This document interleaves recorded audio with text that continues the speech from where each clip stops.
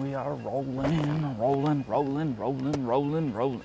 What's happening? I'm out here in my backyard. It's the dog days of summer, just counting down the days before the weather starts getting cooler and I can get out there. Just wanted to make a video going over nothing other than the most controversial topic on the face of the earth: broadheads versus expandables. Now, right now there is a craze going on with cut-on contact, heavy arrows, super sharp, single bevel, double bevel broadheads. A lot of the reasons that you'd want to shoot a setup like that are good, but here's something crazy. Those broadheads are not the best option for everyone, just like a 2.5 Rage is not the best option for everyone. First of all, if you can't retrieve the deer, you should not attempt to kill the deer. If there is no blood trail to track the deer, then a lot of times you can't retrieve the deer. So I made some bad shots, but there was one thing that was a common theme on every single one of those, and that is the broadhead or the expandable that I was using directly affected whether or not I was able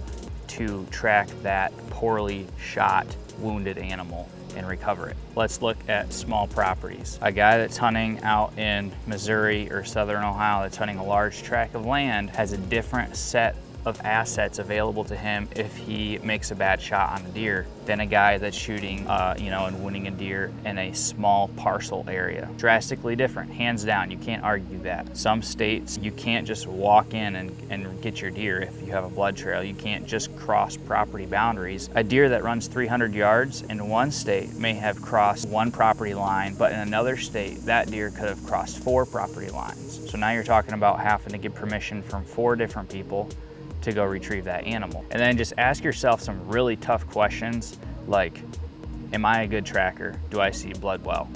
Personally, I don't. I do not see blood well at all. I have a red-green color blindness. I have a horrible time picking out a red speck of blood in a brown grass field or green grass, whatever. But I know somebody who can track very well, and that's my brother, John.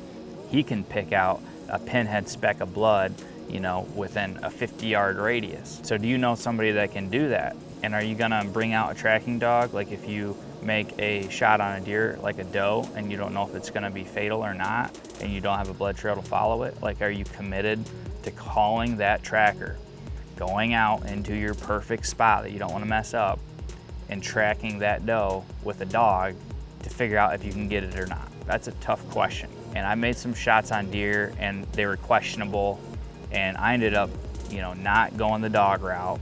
I just pretty much said that deer probably lived, but it also could have probably died. But I had no blood trail really to go off of because of the particular broadhead I was shooting. It had a very small cut diameter, and so I didn't really have a very good read at all as to where this deer went. I had blood, within the first couple yards of the hit, and then after that it was gone. And then lastly, just please do your research on whatever broadhead that you want to shoot or expandable before you commit.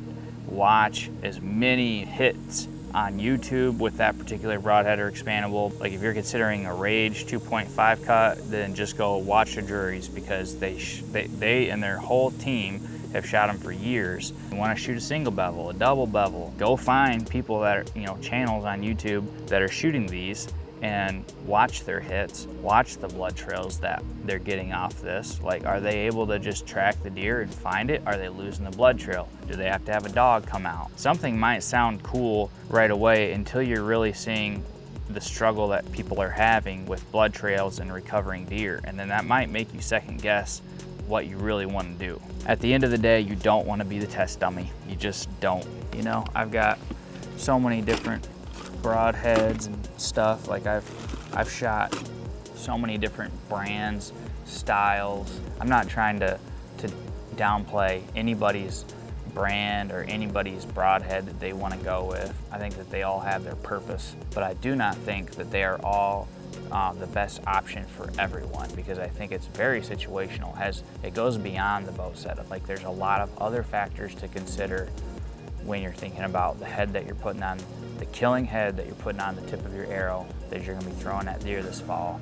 It's super important, and I take it a lot more seriously than I think I did, because I've made a lot of bad shots. I put a lot of wounded deer in the woods. Not only does that hurt your conscience, but that also hurts your overall effort, the time that you're putting into the woods. You've lost all this time. You're losing potential meat. You're not filling the freezer.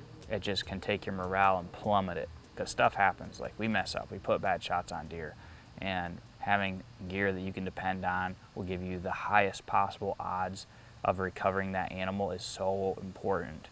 Anyways, that's a long explanation of why you should comment, subscribe. Thanks for watching, and I'll catch you guys in the next one.